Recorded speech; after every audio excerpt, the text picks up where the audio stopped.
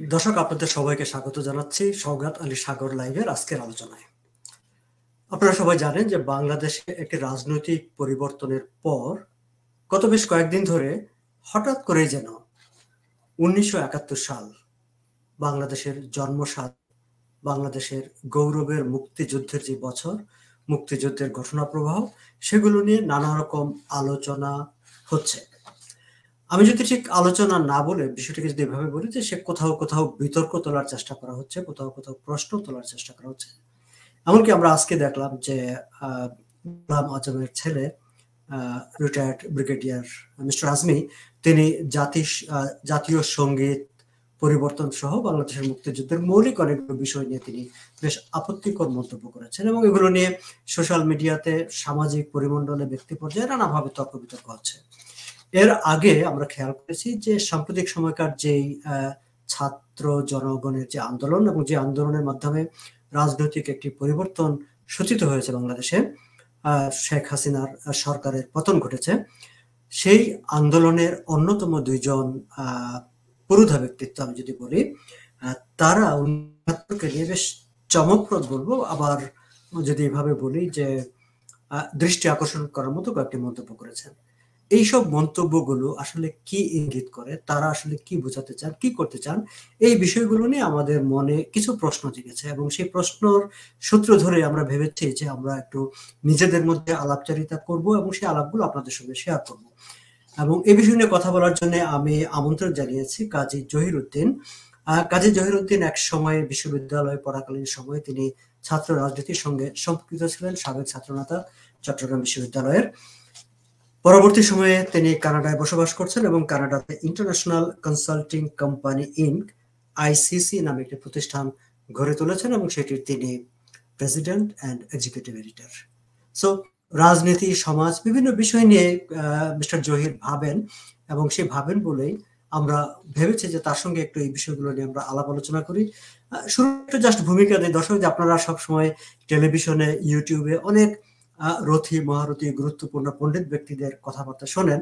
এর বাইরে আমাদের মতো যারা একেবারে যদি বলি যে আম আদমি, সাধারণ জনগণ, কমন পিপলস থট, সেটা আসলে কি, ঠিক সেরকম একটা ভাবনা থেকে আমি জহির, আমরা দুইজন ঠিক করলাম যে একটু কথাবার্তা বলি। জহির, আপনাকে অনেক ধন্যবাদ, এবং আজকের আলোচনায় আপনাকে স্বাগত জানাই এবং ধন্যবাদ জানাই সময় দেওয়ার জন্য আমাকে। সাগর ভাই, অত্যন্ত ধন্যবাদ। আমি গত 16ই জুলাই 2024 থেকে এই আন্দোলন যখন শুরু হয়, যেহেতু ছাত্র জীবনে ছাত্র আন্দোলনের সাথে জড়িত ছিলাম, আমি খুব আগ্রহী হয়ে যাই এই আন্দোলনটাকে বোঝার জন্য, আন্দোলনের পালসটা বোঝার জন্য, যে ছাত্ররা কি কথা বলছে। তো আমাদের যেই ট্রেডিশনাল যেই ছাত্র রাজনীতি বা ছাত্র আন্দোলন, তার থেকে সম্পূর্ণ ভিন্ন মাত্রার এক ছাত্র আন্দোলন এইবার খেয়াল করলাম, যেখানে কোনো সেন্ট্রাল লিডার নাই, যেখানে 6 জন সমন্বয়ক, এবং যাদেরকে আমরা জানতে পারলাম আন্দোলন সফল হওয়ার শেষ মুহূর্তের দিকে। তখন আমার কাছে মনে হলো যে এই আন্দোলনটা আসলে কিভাবে করে হলো। আমি 47-এ পাকিস্তান ভাগের পরে 52 ভাষা আন্দোলন থেকে প্রতিটা আন্দোলন মোটামুটি জানার চেষ্টা করেছি, বোঝার চেষ্টা করেছি। তো মাহফুজ আব্দুল্লাহ, যিনি আমাদের প্রধান উপদেষ্টার বিশেষ সহকারী, ওনার তিনি বৈষম্য বিরোধী ছাত্র আন্দোলনের লিয়াজো কমিটির সমন্বয়ক হিসাবে তিনি গুরুত্বপূর্ণ দায়িত্ব পালন করেছেন। জি, যখন আমি ওনার বক্তব্য শুনলাম এবং ওনার যে বক্তব্যের যে স্পিরিট পয়েন্ট অফ ভিউ যেটাকে বলে, এত সুন্দর আমার কাছে লেগেছে। 1970-71, তার মানে উনি অনেক পড়াশোনা করেছেন, এবং পড়াশোনা করার পরে 70-71 আবার 72-কে উনি বলছেন যে 72-এর স্পিরিটটা ডিফারেন্ট। এবং এই জায়গায় যদি আমি জাস্ট একটা পয়েন্ট আপনার হাতে তুলে দিই, যে জায়গায় আমরা আলোচনাটাকে নিয়ে যেতে চাই, তিনি একটি কথা বলেছেন, আমি কয়েকদিন আগে একটি বক্তৃতায় একটু লিখে রেখেছি। অনেকে আছেন যারা 1971 সালের আকাঙ্ক্ষাকে পাশ কাটিয়ে যেতে চাইছেন, সেটা করা যাবে না। 1971-কে পাশ কাটিয়ে এগোতে চাইলে তা আত্মঘাতী হবে। এবং একই সঙ্গে তিনি বলেছেন যে 1971 সালের মানুষের যে আকাঙ্ক্ষা, তার সঙ্গে এখনকার মানুষের আকাঙ্ক্ষাকে যুক্ত করতে হবে। এটি শুধু রাজনৈতিক দলের বিষয় নয়, সমাজের বিভিন্ন শ্রেণীর মানুষের কথা শুনতে হবে। জহির, একটু আমি এই যে জায়গাগুলো, যে একাত্তরকে পাশ কাটিয়ে এগোতে চাইলে আত্মঘাতী হবে, আবার একাত্তরের আকাঙ্ক্ষা 2024-এর আকাঙ্ক্ষার সাথে একটা যোগসূত্র স্থাপনের কথা তিনি বলছেন। তিনি আসলে কি বলতে চান? তিনি আসলে কি বোঝাতে চান? কি মনে আমি হয়েছে? আমি সাগর ভাই, ধন্যবাদ এই আমাকে ক্লু দেওয়ার জন্য। আমি আসলে ওনার প্রেজেন্টেশন দেখে আমার কাছে মনে হচ্ছিল যে উনি অত্যন্ত গভীরতা নিয়ে আন্দোলনকে দেখেছেন এবং গত আন্দোলন পরিচালনা করেছেন। তা আমার কাছে মনে হয়েছে যে 1971-এর চেতনা, 70-এর একটা নির্বাচিত সরকার, 71-এর 25শে মার্চ থেকে 16ই ডিসেম্বর পর্যন্ত মুক্তিযুদ্ধ, এই যে চেতনা, তারপরে আমাদের 72-এর সরকার গঠিত হলো। তো উনি ওই 72-কে কিন্তু এখানে বলছেন যে না, 72 আসবে না, কিন্তু 71 পর্যন্ত আমাদের ঠিক আছে। তো সেই চেতনা যদি আমরা ধরি, ওখানে 47-এর আগে বা পরে যে আমাদের শেরে বাংলা একে ফজলুল হক, মৌলানা ভাসানী, হোসেন শহীদ সোহরাওয়ার্দী, ওনাদের কথা চলে আসে। তারপরে আসে বঙ্গবন্ধুর নেতৃত্ব। বঙ্গবন্ধু শেখ মুজিবুর রহমান সাহেব 1947, 48 বা 52 থেকে এই আন্দোলনকে 69, 70, 71-এ একটা যৌক্তিক পরিণতির দিকে নিয়ে যায়। একটা 24 বছরের ব্যাকগ্রাউন্ড আছে এখানে। তো ওনারা 71-এর এই যে ভূমিকাকে গুরুত্ব দিতে চাচ্ছেন এখানে, আমি যদি ওনাকে বুঝতে পারি, অথবা ওনার সাথে আমার কথা বললে সুবিধা হবে বুঝতে, সেই ক্ষেত্রে 71-এর মুক্তিযুদ্ধ, আজকে আমাদের মুক্তিযুদ্ধের পরে আওয়ামী লীগ গভর্নমেন্ট ছিলেন, বিএনপি গভর্নমেন্ট ছিলেন, এরশাদ ছিলেন, কিন্তু মুক্তিযুদ্ধকে আমাদের জেনোসাইড, যেখানে 30 লক্ষ লোক মারা গিয়েছিল, 2 লক্ষের বেশি মা বোন সম্ভ্রম হারিয়েছিল, 35,000-এর বেশি যুদ্ধ শিশু, যেখানে মা এবং সন্তান বাংলাদেশ ছেড়ে যেতে বাধ্য হয়েছিল, এই যে পটভূমিকার উপর দাঁড়িয়ে বাংলাদেশ, সেখানে উনি যে এই স্পিরিটের সাথে যুক্ত করতে চাচ্ছেন, আমরা আজও পর্যন্ত 71-এর এই বিষয়টাকে জাতিসংঘ থেকে জেনোসাইড হিসাবে ডিক্লারেশন আনতে পারেনি। এইটার ব্যাপারে উনি কি করবেন? উনি বলছে 71-এর চেতনা। আমার কাছে যে কাগজগুলো ওনার আছে, তো আমি যেগুলো পড়েছি, যে 71 প্রশ্নটির সমাধান চাই, এটা উপদেষ্টা নাহিদ বলেছেন ইত্তেফাক 2 হ্যাঁ, আমরা সেপ্টেম্বর। তার বক্তব্যে যাব, কিন্তু আমরা এই জায়গাটা থেকে আগে একটু এগোই যে 71-কে পাশ কাটিয়ে এগোতে চাইলে তা আত্মঘাতী হবে। এখানে ওনার স্পিরিটটা যদি আমি ধরতে পারি, যদি আমরা বাংলাদেশের 71-এর ঘটনাকে আমরা জাতিসংঘ থেকে যেটা জেনোসাইড হিসাবে স্বীকৃতি আনতে পারি, 53 বছরে পারি নাই, আজকের এই নতুন তত্ত্বাবধায়ক সরকার, নতুন সমন্বয়ক, উপদেষ্টা পরিষদ, ওনাদের মাধ্যমে যদি আমরা অর্জন করতে পারি, এটা বাঙালি জাতির জীবনের অনেক বড় অর্জন হবে বলে আমি মনে করি। এবং সেখান থেকে যদি আমরা আবার শুরু করি, তাইলে পরে আমরা আশা করি একটা ভালো দিকে যেতে পারবো। কিন্তু আপনার কি মনে হয় যে তিনি আসলে ঠিক সেই দিকে লক্ষ্য রেখেই এই যে কথাটি বলেছেন যে 71-কে পাশ কাটানো যাবে না, সেটি বলেছেন? কারণ আমরা যদি জাস্ট একটু দেখার চেষ্টা করি যে আমরা 1971 সালকে যদি জহির বিবেচনায় রাখি, আমাদের অবশ্যই স্বাধীনতার স্থপতি, বাংলাদেশের মুক্তিযুদ্ধের রাজনৈতিক আন্দোলনের নেতা স্থপতি বঙ্গবন্ধু শেখ মুজিবুর রহমানকে বিবেচনায় রাখতে হবে। এবং এই রাজনৈতিক পট পরিবর্তনের পর যেভাবে 32 নম্বরে হামলা হয়েছে বা বঙ্গবন্ধুর ভাস্কর্য ভাঙা হয়েছে, এবং সেই জায়গায় এই ছাত্র নেতাদের আমরা তেমন কোনো প্রতিক্রিয়া দেখিনি, বা মাহফুজ সাহেবও তখন হয়তো একটু আড়ালে ছিলেন, তারও আমরা কোনো প্রতিক্রিয়া দেখিনি।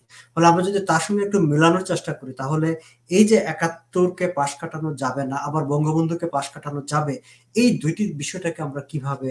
সাগর ভাই, এইখানে থ্যাংক ইউ সো মাচ। এইখানে হচ্ছে সবচেয়ে ইন্টারেস্টিং ক্যাচ, যে 71 পর্যন্ত ঠিক আছে, আবার 72 বললে উনি বলতেছেন ঠিক নাই। এবং আপনার এই সরকার 5ই আগস্ট আমাদের শেখ হাসিনা চলে যাওয়ার পরে, আগের প্রধানমন্ত্রী শেখ হাসিনা চলে যাওয়ার পরে যেই ঘটনাগুলো ঘটলো, বাংলাদেশের জয়নুল আবেদিনের ভাস্কর্য, রবীন্দ্রনাথের এবং বঙ্গবন্ধুর ভাস্কর্য 32 নম্বরে আগুন ধরিয়ে দেয়া হলো, এই যে সবকিছু স্পিরিট পয়েন্ট অফ ভিউ থেকে যদি আমরা দেখি, সব ছিল বঙ্গবন্ধু আওয়ামী লীগ বিরোধিতা। আচ্ছা, বঙ্গবন্ধু তো জাতির পিতা, উনি তো সমস্ত বাঙালি জাতির পিতা, এখানে এটা নিয়ে তো আমাদের বিভেদের কিছু নাই। এবং তিনি এখন বাংলাদেশের স্বাধীনতা আন্দোলনের নেতৃত্ব দিয়েছেন। এক্স্যাক্টলি, এইটা একটা পয়েন্ট। আর একটা পয়েন্ট হচ্ছে, তার এই গভর্নমেন্ট ক্ষমতা নিলেন 8ই আগস্ট, 5 তারিখের পরে, কিন্তু 15ই আগস্টে জাতির যে আমাদের শোক দিবস ছিল সেটাকে বন্ধ করে দেওয়া হলো। তার মানে কি এটা কি একটা ঐক্যবদ্ধ কাজ হলো, নাকি কোনোটা ওনার ওনার বক্তব্যটা ডিফারেন্ট? এই জায়গায় আসলে ওনার কাছ থেকে আরেকটু আমাদের ক্লারিফিকেশন দরকার বলে আমি বোধ করি। এখানে একটু কন্ট্রাডিকশন আমি খুঁজে পাচ্ছি। এবং আমরা যদি ঠিক তার পরপরই আরেকজন উপদেষ্টা নাহিদ ইসলামের বক্তব্যের দিকে যাই, নাহিদ ইসলাম এই বক্তব্যটা আসলে দিয়েছেন যে ঢাকায় নিযুক্ত পাকিস্তানের হাই কমিশনার যখন তার সঙ্গে দেখা করতে গিয়েছেন এবং তার সঙ্গে সৈয়দ মারুফের সঙ্গে সাক্ষাতে তিনি বলেছেন, এবং এই বক্তব্যটুকু আসলে তার মন্ত্রণালয়ের প্রেস বিজ্ঞপ্তি হিসাবেই পত্রিকায় এসেছে। ফলে এটি ঠিক মানে কোট মিসকোটের এরকম কোনো বিতর্ক হবে না আশা করি। নাহিদ ইসলাম বলেছেন যে তারা পাকিস্তানের সঙ্গে 1971-এর প্রশ্নটি সমাধান করতে চান। এখন 1971-এর কোন প্রশ্নটি সমাধান করতে চান সেই বিষয়টি আসলে এই রিপোর্টে ব্যাখ্যা করা হয়নি। তবে আমার মনে হয় যে জহির, আপনি রিপোর্টটি পড়েছেন, আপনি জায়গাটা নিয়ে একটু আলোচনা করতে পারেন যে এই যে 1971-এর প্রশ্নটি সমাধান করতে চান নাহিদ ইসলাম, কোন প্রশ্নটি সমাধান করতে চান বলে আপনার মনে হয়? অসংখ্য ধন্যবাদ। আসলে এখানে ওনার পুরা রিপোর্টটা পড়ার পরে আমি ওনার একটা ইন্টারভিউ দেখলাম ডয়েশে ভেলের সাথে, এবং ওখানে ওনার সেন্স অফ প্রপোর্শন বা উত্তর যেভাবে করে উনি দিলেন, আমরা বিশ্ববিদ্যালয়ে সাধারণ ছাত্র থাকা অবস্থায় এবং ছাত্র কর্মী থাকা অবস্থায় এবং ছাত্রত্ব যখন নেতৃত্ব প্রদান করেছি তখন কিন্তু আমাদের গুণগত পরিবর্তন, কিন্তু ওনার যে স্পিচটা উনি ডয়েশে ভেলের সাথে দিলেন, লাইভ ছিল, ওইটা এখনো আছে ইউটিউবে। তো ওখানে উনি প্রশ্নগুলোর উত্তর যেভাবে করে দিলেন যে আমরা রাজনীতির সাথে জড়িত না, আমরা সাধারণ ছাত্র, তো সেই তুলনায় কিন্তু ওনার পারফরমেন্স আমি খুব মুগ্ধ। কিন্তু ওনার এই 71 প্রশ্নটির সমাধান চাই, আসলে সমাধান তো ওনার যে কথাটা, সমাধান আসলে কি চাই? এখানে আমাদের অনেকগুলো বিষয় পাকিস্তানের সাথে 71-এর পরে 72, 73, 75 আজও পর্যন্ত সমাধান হয়নি। তার মধ্যে একটা ছিল জাতিসংঘ থেকে জেনোসাইড ডিক্লারেশন করে আনা, আর একটা ছিল পাকিস্তানের কাছে আমাদের যে সমস্ত ক্ষয়ক্ষতি হয়েছে, আমাদের সামরিক, বেসামরিক, আমাদের মানুষের যে ক্ষয়ক্ষতি হয়েছে, যে ক্ষয়ক্ষতি পূরণের যে বিষয়টা, এইটা কিন্তু এখনো পর্যন্ত সমাধান হয় না। এখন ওনার এখানে উনি যেটা বলছেন যে ওনার কথা আমি কোট করছি, উনি পাকিস্তানের হাই কমিশনার আহমদ মারুফকে বলেন, আমরা 1971-এর প্রশ্নটি সমাধান করতে চাই, কিন্তু গত সরকার আমাদের আলোচনা কোনো সুযোগ দেয়নি এবং ইচ্ছা করে 71 ইস্যুটাকে জিইয়ে রাখতো। চাইলে বহু আগে এটি সমাধান করা যেত। আমরা বাংলাদেশের সাথে সম্পর্ক স্থাপন করতে আগ্রহী। এখন পাকিস্তানের হাই কমিশনার এই কথাতে উনি যেটা বলছেন, উনিও চাচ্ছেন যে একটি গণতান্ত্রিক দক্ষিণ এশিয়ার জন্য, এটা উপদেষ্টা নাহিদ ইসলাম বলছেন, গণতান্ত্রিক দক্ষিণ এশিয়ার জন্য আমাদের পরস্পরের সঙ্গে সম্পর্ক মজবুত করা প্রয়োজন। আমরা বাংলাদেশের স্বাধীনতা, সার্বভৌমত্ব ও জাতীয় স্বার্থকে সমুন্নত রেখে যে কোনো দেশের সঙ্গে সম্পর্ক রাখতে আগ্রহী। এখন যে কোনো দেশ আর পাকিস্তান কিন্তু একটু ভিন্ন কনটেক্সট। অবশ্যই আমাদের সাথে যুদ্ধ হয়েছিল এবং এটা কিন্তু জনযুদ্ধ না, স্বাধীনতার যুদ্ধ, এবং ওখানে পাকিস্তান জেনোসাইড করেছিল। 25শে মার্চ থেকে 16ই ডিসেম্বর পর্যন্ত যে ঘটনাগুলো ঘটেছিল, that was A planned killing, এবং এই কিলিংটার জন্য তাদের অনেক বড় একটা পরিকল্পনাও ছিল। তো সেই বিষয়টা আসলে সমাধান চাই, মানে আমরা কি সমাধান চাই? আমাদেরকে আমাদের ক্ষতিপূরণ দিতে হবে, সেই সমাধান? এই বিষয়গুলো আমার মনে হয় যে ইন্টারেস্টিং। কিন্তু জহির, যে পাকিস্তানি হাই কমিশনার তিনিও কিন্তু কথাটা বলেছেন যে আমরা 1971-এর প্রশ্নটিকে সমাধান করতে চাই। এখন দুইটা দিক ব্যাপার, কিন্তু যে পাকিস্তানের হাই কমিশনার বলেছেন যে 1971-এর প্রশ্নটিকে সমাধান করতে চাই, আবার পত্রিকায় যেভাবে এসেছে যে নাহিদ ইসলাম বলেছেন তারা পাকিস্তানের সঙ্গে 1971-এর প্রশ্নটি সমাধান করতে চান। তার আগে তিনি বলেছেন যে 1947 বা পাকিস্তান আন্দোলন ছাড়া বাংলাদেশ প্রতিষ্ঠা হতো না। এইখানে অত্যন্ত দামি এই কথাগুলো, ওনাদের রাজনৈতিক ম্যাচুরিটি। ওনারা বলছেন আমরা রাজনৈতিক কর্মী না, আমরা সাধারণ ছাত্র। তো সেই হিসাবে আসলে আমরা যখন ছাত্র জীবন শেষ করি, এখানে একটা বিষয় উল্লেখযোগ্য যে নাহিদ ইসলাম এখন ছাত্র নয়, উনি অনেক আগে ছাত্র ছিলেন। এখন ওনাদের যে বয়স, আমরা ছাত্রত্ব শেষ করে চাকরি জীবনে ঢুকে যাই, আর ছাত্রত্ব ক্লেম করারও কিন্তু আমাদের সুযোগ থাকে না। তো সেই ক্ষেত্রে ওনার কথার মধ্যে একটু আমাদেরকে আরো একটু ক্লারিফিকেশন দরকার যে ইস্যুটাকে কি সমাধান করতে চাই এই বিষয়টা আমাদেরকে বলতে হবে ক্লিয়ারলি। এবং আমার মনে হয় যে আমাদেরকে এই প্রশ্নটা যা বোঝার দরকার, জানার দরকার যে উনি আসলে কি রকম সম্পর্ক করতে আগ্রহী এবং কিসের ভিত্তিতে। আমার মনে হয় এটা খুব এবং আমার মনে হয় যে আসলে যে 1971 প্রশ্নে মানে এই ছাত্র নেতাদের সমন্বয়কদের কিংবা বর্তমান সরকারের অবস্থানটা কি সেটিও বোধহয় এক ধরনের একটা পরিষ্কার করার ব্যাপার আছে। কারণ আমরা দেখতে পাই, আমরা আলোচনাটা শেষ করব, কিন্তু শেষ করার আগে আমরা দেখতে পাই যে ক্রমশ 71 নিয়ে নানা রকম প্রশ্ন উঠছে। 71-এর মৌল নানা বিষয়গুলো নিয়ে বিতর্ক করার চেষ্টা করা হচ্ছে। এবং আমরা যদি ব্রিগেডিয়ার আজমির আজকের বক্তব্যের জায়গায় আসি, তাহলে এগুলোর সঙ্গে কোনো না কোনোভাবে একটা যোগসূত্র মিলানো যায় অথবা যায় না, সেটিও একটা ভাববার কিন্তু একটা সুযোগ তৈরি করে দেয়। কি বলবেন আপনি? এইটা খুব দুঃখজনক। জাতীয় সঙ্গীত, জাতীয় পতাকা, যেমন একবার অনেক আগে জিয়াউর রহমানের সময়ে জাতির নিশান, জাতীয় পতাকাকে উনি বলছিলেন যে এটা জাতির নিশান করা হবে। আমরা পত্রিকা পড়েছিলাম সেই ৭৬-৭৭ সালের কথা। তো এছাড়া আমরা এই এখন জাতীয় সঙ্গীত পরিবেশন করার রবীন্দ্রনাথ ঠাকুর জাতীয় সঙ্গীত, এটা হচ্ছে শাশ্বত বাঙালির একটা জায়গা। ওই জায়গাটায় নিয়ে কথা কেন আসলো আমি জানি না, এটা কথা আসার প্রশ্ন কিনা। আমরা যদি পৃথিবীর যে কোনো জাতি, আমেরিকান জাতি অথবা পৃথিবীর কোনো জাতির ইতিহাসে জাতির পিতা পরিবর্তনের নাম, আর আমাদের দেশে যেভাবে বঙ্গবন্ধুর ভাস্কর্যগুলোকে ভাঙা হলো, এভাবে করে জাতির পিতাকে মানে অসম্মান করা, এটা তো মানে সুন্দর বলে আমার কাছে মনে হয় না। পৃথিবীতে আমেরিকাতে আব্রাহাম লিঙ্কনের নেতৃত্বে তাদের 5 বছর ধরে তাদের সিভিল ওয়ার হয়েছিল বা কৃতদাস প্রথা নিয়ে, কিন্তু সেখানে তাদের জাতির পিতা, ফাউন্ডিং ফাদার, এইটা নিয়ে তো তাদের মধ্যে কোনো বিতর্ক ছিল না। এই মৌলিক জায়গাগুলোতে আমাদের দেশের উন্নতির জন্য মৌলিক জায়গাগুলোতে আমাদেরকে একত্রিত মানে আমাদেরকে এক সূত্রে গাথা বাঙালি থাকতে হবে। সেখানে ব্রিগেডিয়ার আজমির কথাটা আমার কাছে দুঃখজনক বলে মনে হয়েছে, এবং উদ্দেশ্য প্রণোদিত বলেও আমার কাছে মনে হয়েছে। Right, exactly. তো আমরা আজকের আলোচনাটা এখানে শেষ করব জহির, যদি আপনার আর আলাদা করে কিছু বলার না থাকে। না, আর কিছু নেই। Thank you. দর্শক, অনেক ধন্যবাদ আপনাদেরকে।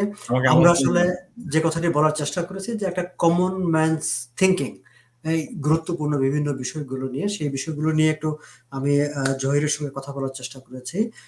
Zahir international consulting company Inc ICC, কানাডার প্রেসিডেন্ট অ্যান্ড এক্সিকিউটিভ ডিরেক্টর, সাবেক ছাত্রনেতা।